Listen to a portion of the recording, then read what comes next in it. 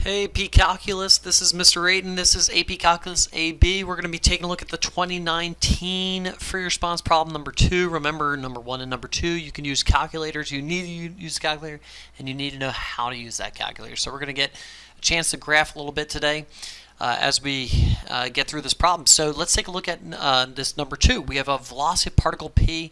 We have a table of data. Right away, I see a table of data. I know I'm going to maybe have to take an average derivative over 2 points. I maybe have to do a Riemann sum. Okay, and so take a look at what A says. A says justify why there must be at least one time t between 0.3 and 2.8 between this point right here and this point right here, where the derivative or the acceleration of the particle is equal to 0 meters per hour per hour. Okay, and so what am I going to use? I'm going to use what's called the mean value theorem. The mean value theorem, which means I'm going to take a look at my v of p, this is point P, of 2.8 is equal to 55. You can see using my table right there.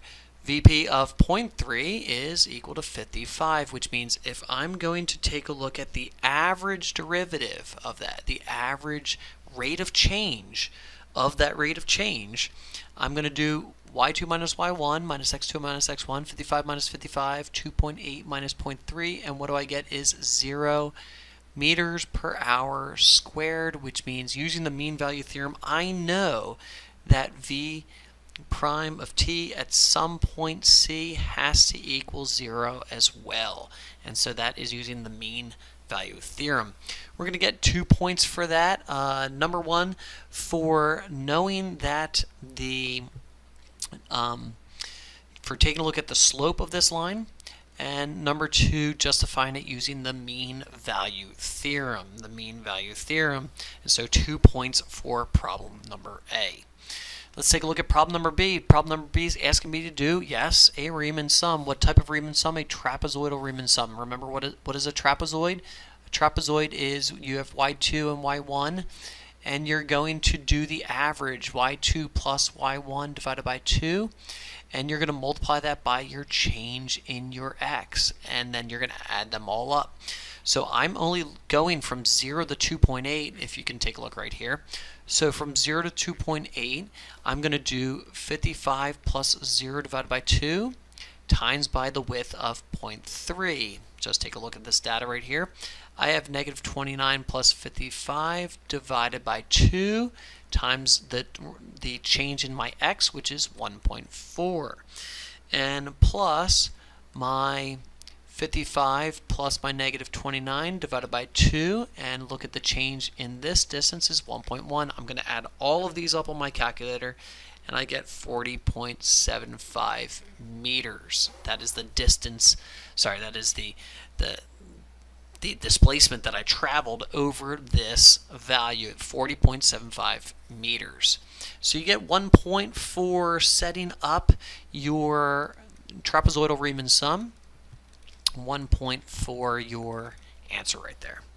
Okay, so right now we're at 4 points in our number 2 problem.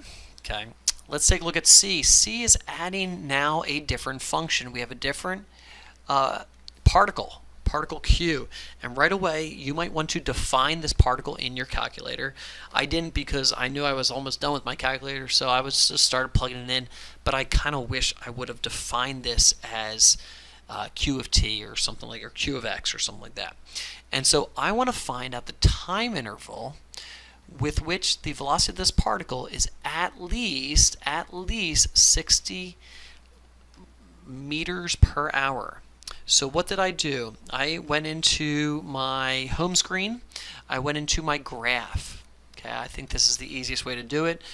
And I plugged this in my graph, and I changed my window. I changed my window from 0 to 4 in the x. I changed it from 0 to like 70 or 80 or something like that for my y. And my graph ended up looking kind of something like this. Okay. And then I plugged in a point, another line, which was y equals 60. So I could use my graph when I press menu and I analyze my graph, I want to know these intersections here, these intersections. And if you find the intersections of this graph, those are your limits of integration.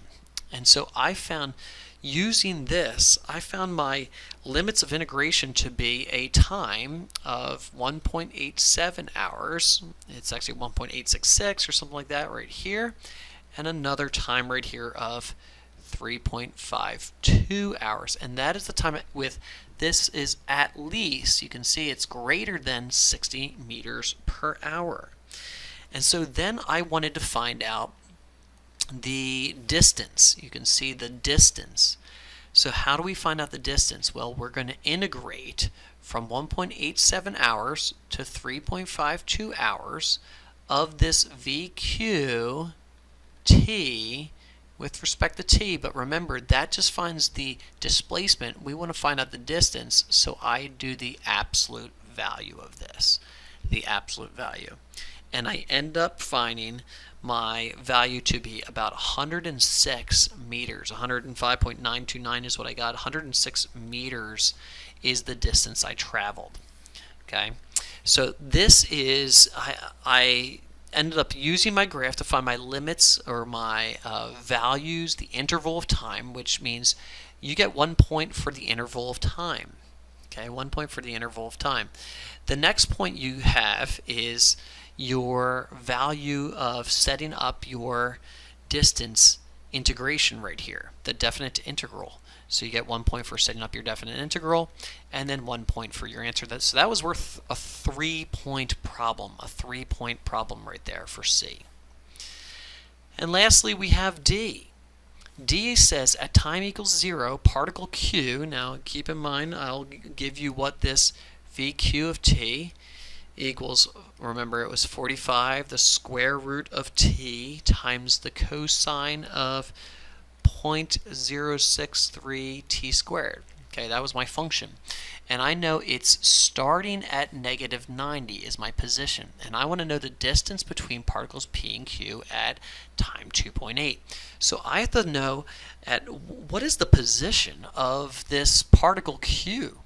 And so what do I need to do is I need to set up my integral. I start at -90, and then I am going from 0 to 2.8 of my VQ of t dt, and I put that in my calculator, and I end up getting 45.938 meters.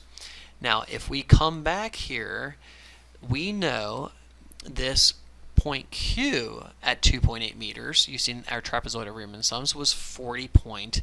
So what is my position of point P is equal to 40.75 meters. So I want to know the distance between these two guys. So what am I going to do with these guys is subtract these two values. And when I subtract these two values, I end up getting approximately a distance of 5.188 meters distance they are apart. Okay? So you need to, number one, you get a point for setting up this integral right here. You get a point for finding the position of particle Q, and then you get 1 point for finding the distance between them. So you can see this is a 10-point problem. We have A was worth 2 points, setting up the slope, 1 point for the mean value theorem, 1 point for setting up the trapezoidal sum, 1 point for the answer. We have 1 point for C, 1 point for finding my intervals, 1 point for setting up my definite integral, 1 point for my answer. For D is worth 3 points, 1 point for setting up my integral, 1 point for finding my answer, 1 point for subtracting them to find the distance. And so that is worth a 10-point problem for AP Calculus AB. That's the 2019 exam, number 2, using a calculator. Have a great day, guys. I'll catch you with number 3 in a few short days. Thanks, guys. Bye.